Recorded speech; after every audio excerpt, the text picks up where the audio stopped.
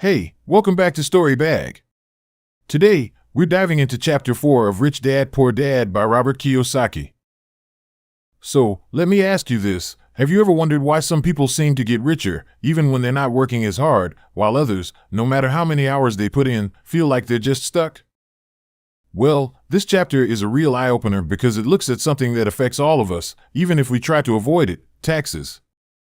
But wait, it's actually fascinating because it explains how the wealthy approach taxes very differently and how they've learned to work the system legally to their advantage. Let's break it all down and see what we can learn. Main theme and purpose. Alright, let's start with the big idea here. This chapter is all about taxes and the unique advantage of corporations. I know, taxes might sound a little dry, right? But Kiyosaki explains it in such a way that it makes sense why this is such an essential part of becoming wealthy. Here's how Kiyosaki sets it up. Originally, taxes were created to take from the wealthy and give to society. The plan was supposed to be like a Robin Hood scenario, but it didn't quite turn out that way. Over time, instead of just the rich, the middle class and working class were taxed more and more, while the wealthy adapted by finding ways around it, legally. And this is where corporations come in. Kiyosaki explains how Rich Dad viewed corporations not just as companies, but as powerful tools for legally reducing taxes, growing wealth, and keeping more money working for them. Key concepts in simple terms.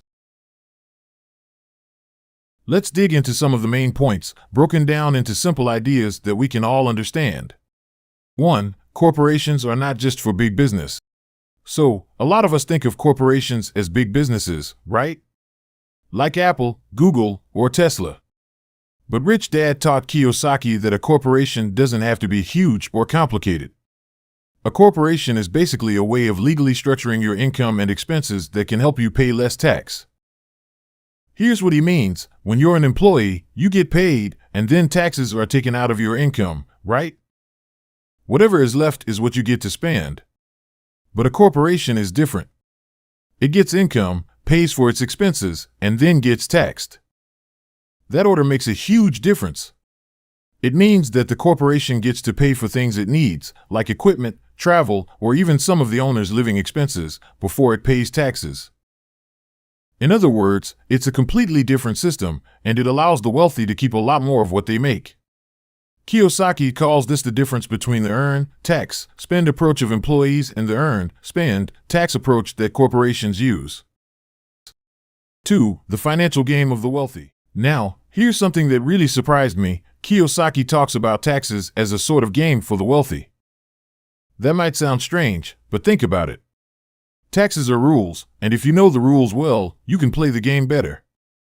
The wealthy don't just accept taxes as a cost they can't control. Instead, they study the tax laws and find ways to legally reduce what they owe. Rich Dad encouraged Kiyosaki to think this way. He wanted him to know that the tax system, while it seems fixed, actually has a lot of flexibility if you're willing to learn. This concept changed the way Kiyosaki saw the financial world. He started to realize that those who succeed financially aren't necessarily those who work the hardest, but those who work the smartest, and working smart means understanding how money and taxes actually operate. 3. Financial literacy isn't optional. Kiyosaki keeps stressing this point. If we don't learn the basics of financial literacy, like how taxes and corporations work, we'll probably be working to pay bills our entire lives. Most people think they'll save their way to wealth, but Kiyosaki says saving is only part of the picture. To truly get ahead, we need to know how to use our money strategically, and that includes understanding taxes. A key takeaway is that the rich have a team of people who help them understand and make the most of the tax laws. We might not all have access to a team of accountants and lawyers, but we can start by educating ourselves on some of the basics, and even small changes can make a big difference over time. It's about looking for ways to make our money work harder for us. Rich Dad's early lessons on corporations. One of the cool parts of this chapter is how Kiyosaki talks about his real-life lessons with Rich Dad on corporations. Imagine you're a kid and your mentor is showing you, in real time, how the wealthy use these legal entities to keep more of their earnings.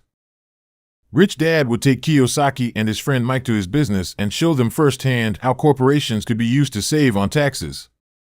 He explained that corporations could buy things that were necessary for the business and only pay taxes on what was left. For example, if a business needed a vehicle, a corporation could buy it as a business expense, and the owner wouldn't have to pay for it personally. This was an aha moment for Kiyosaki because it showed him that the wealthy think completely differently about money. Kiyosaki's own early ventures. Kiyosaki shares his story of how he learned to put these lessons into practice in his own life. In one of his early businesses, he set up a corporation, and this allowed him to reinvest earnings back into his business before taxes were deducted. This way, he could grow the business faster and had more money to work with. What's amazing here is how he managed to escape the paycheck-to-paycheck cycle by making his money work differently. And that's exactly the goal of financial education, to show us that there's more than one way to handle our finances and avoid being trapped by the usual rules of income and taxes. Conclusion with key takeaways. The main takeaway from Chapter 4? Learning about taxes and corporations isn't just for billionaires, it's for anyone who wants to make the most of their money. Kiyosaki says taxes aren't just a burden we're stuck with, they're something we can learn to manage. By understanding how corporations work and looking for ways to keep more of our earnings, we're not just working hard, we're working smart. One final thing, Kiyosaki encourages us not to be intimidated.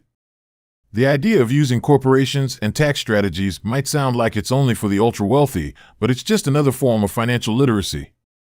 If we start with the basics and build our knowledge over time, these concepts can make a huge difference.